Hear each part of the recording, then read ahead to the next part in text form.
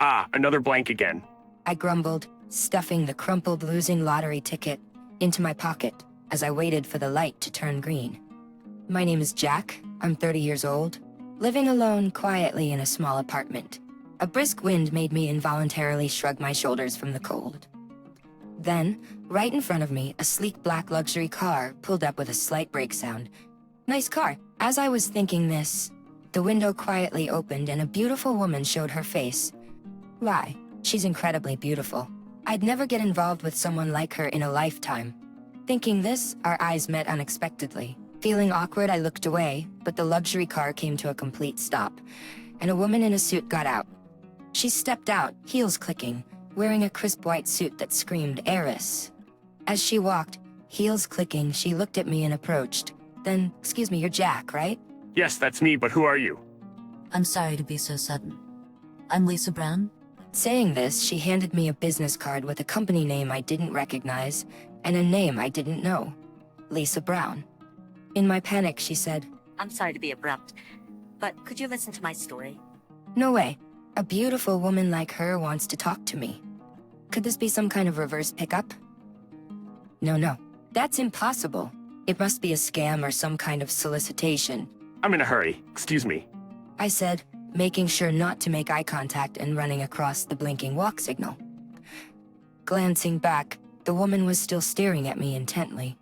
It's been 3 days since that strange encounter, but her expression is still stuck in my mind. It's bothering me. I can't help but be curious. I kept looking at her business card, checking the contact details, and calming myself by searching "suddenly being approached scam" on my cell phone. Why am I so concerned? Sure, she's beautiful.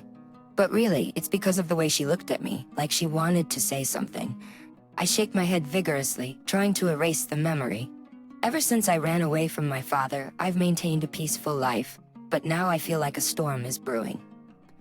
Ding dong, ding dong. The doorbell rings in the middle of a weekday.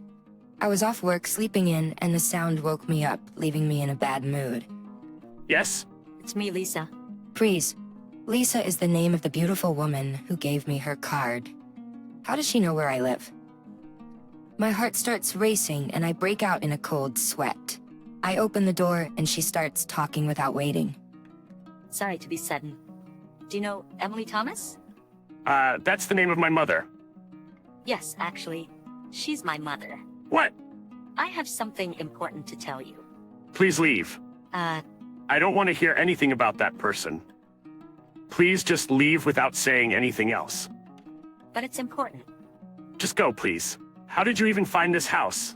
I could report you to the police, you know? If you leave now without saying anything, I'll let it go. Don't ever come back here, please. Just leave. I'm sorry for disturbing you. I'll leave for today. The click-clack of heels echoed down the apartment hallway, reminiscent of the sound I heard while waiting at the traffic light, fading gradually into the distance. What's going on, really? Back when I was in middle school, I had a mother.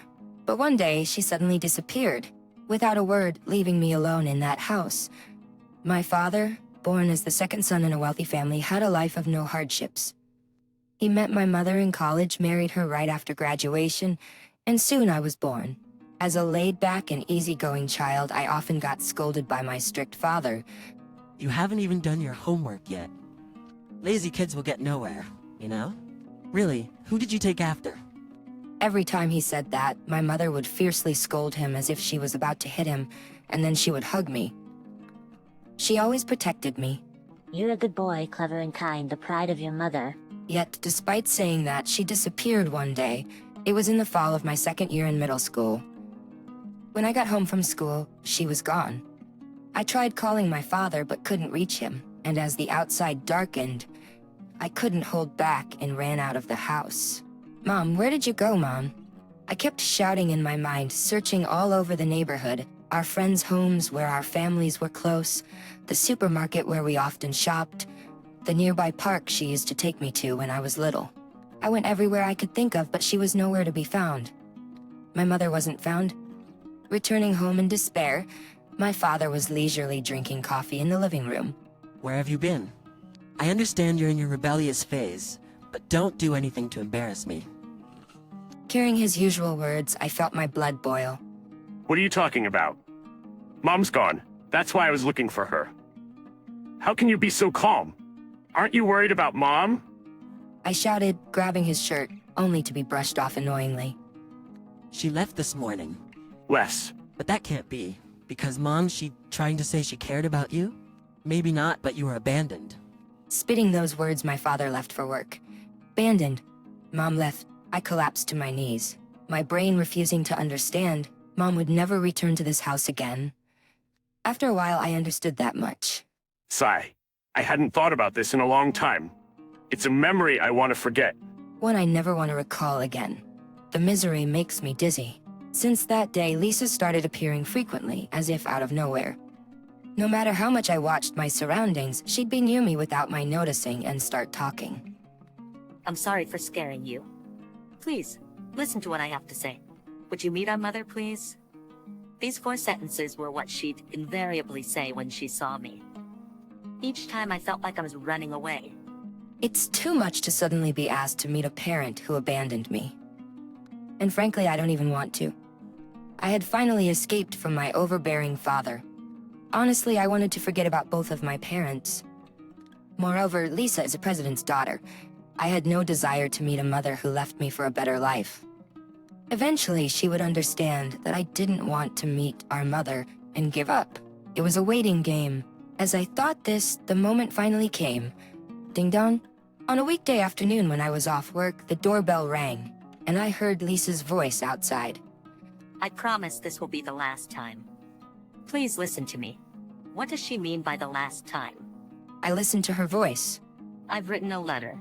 Everything I want to say to you is in it. Please read it. I'm sorry for chasing after you all this time.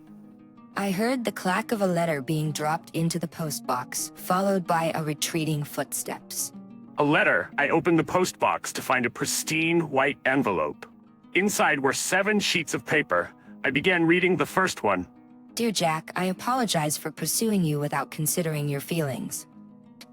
Time is running out for our mother, and I will be spending more time at the hospital. I apologize for pursuing you without considering your feelings. Time is running out for our mother, and I will be spending more time at the hospital. I've written down everything I want to tell you in this letter. What? Time running out? Going to the hospital? I felt increasingly agitated, reading the letter intently. After finishing, I found myself running, letter clutched in hand. Please let me be in time. I raced to a certain place, praying. The truth is, our mother is suffering from a severe illness. She doesn't have much time left. I knew I had a stepbrother. Mother would talk about you, her beloved son, with such a peaceful expression. As I grew older, I wondered why she had to leave her dear son. One day, she finally told me, your father, who was having an affair, accused her of infidelity. Despite her protests, nobody believed her. The false story spread to neighbors and relatives, and with no place to go, she left, worrying it might affect you negatively. She fought for custody, but was denied, being labeled an adulteress with no income. She left you in that house, unable to prove her innocence. Years later, she met my father. I was about to finish high school, and I was delighted to have a mother. I love her dearly, so I wanted to fulfill her greatest wish and came to see you. Jack, would you please grant me this selfish request? Will you meet our mother one last time? Arriving at the hospital breathless, I completed the visitation procedures. What am I going to do when I meet her? What should I talk about? I had no idea, but the word last compelled me to come. I knocked on the door of my mother's private room, and a voice said, "Come in." Opening the door, Lisa looked at me, surprised. Beside her on the bed lay a thin, elderly woman connected to tubes. It had been years since I saw my mother, but somehow I knew this woman was her. Mom, I had only meant to call her softly, but at the sound of my voice, my mother opened her eyes. Isn't that you, Jack? You recognize me, I'm already over 30. Of course I do. You're my son, Jack. You've grown up so much, but this is strange. Is this a dream? Has my time come so soon? No, it's not a dream. I'm really here. I came to see you. As I said this and took her hand, she grasped it back repeatedly, saying, "Ah, it's true. It's true." With joy, Lisa, unable to hold back her tears, covered her mouth and left the room. I told her about how I started enjoying studying after she left, how cooking has become a part of my life, and various other things. Mom listened silently, smiling occasionally. You've become a fine adult. I'm sorry I couldn't be there to see your life unfold. She said as she burst into tears. Why? Why didn't you come back for me? She looked surprised and gently stroked my cheek. I did come back. After leaving, I tried several times to see you, but your father's family turned me away. Even so, I couldn't give up and waited near your house, hoping to see you. I didn't know that. I couldn't bring myself to speak to you. I saw you coming home laughing and happy with your friends. I thought, if Jack has a life without me, if he's happy and healthy, then that's enough for me. So I left without saying anything. I had no idea. Later, I remarried a good man, my current husband, and had a lovely daughter, Lisa. But perhaps it was karma. I got sick. I've been nothing but a burden to my children. That's not fair. You left me alone. I'm sorry. I never forgave you because I wanted to be with you. What? Dad was so strict. Every day was hard. He didn't care about me, only my achievements. I waited in that house, always hoping you'd come back for me. I didn't know. I'm so sorry. My leaving caused you so much pain. But I want to forgive it all today. I'm really happy we could meet again like this, Mom. I grasped my mother's trembling little finger. Let's make peace. Thank you for thinking of me. That alone makes my life until today feel worthwhile. I feel saved. Through tearful eyes, I managed to show my best smile. Yes, thank you. It makes me so happy to hear you say that. I'm blessed. With Jack, I wish we could have spent days talking, arguing, laughing more, saying goodbye and welcome back, good morning and good night, watching you grow up every day. But I'm glad we could meet like this. Seeing the smile of my grown-up son makes me truly blessed. Under the clear sky, I watched the smoke rise to the heavens. My mother continued to fight her illness. She tried her best, hoping to go out with me and Lisa once she got better. In her last few months, I tried to visit her hospital room every day. We talked a lot and created many memories. Jack, thank you for indulging my selfishness and fulfilling my mother's last wish. Thank you too. I'm glad I could see Mom one last time. Actually, approaching you at the traffic light wasn't a coincidence. I found you based on the information my mother had with the help of a private detective. I'm sorry for being sneaky about it. That's okay. I'm really happy about it. I'm grateful that you came to me, clearing up the misunderstandings about Mom and revealing the truth. With these memories, I can now look forward and walk ahead. Someday, I think I'll also face my father. I won't run away from my life anymore, the life my mother gave me. She'll be happy for you. Lisa gave the biggest smile I had seen since we met.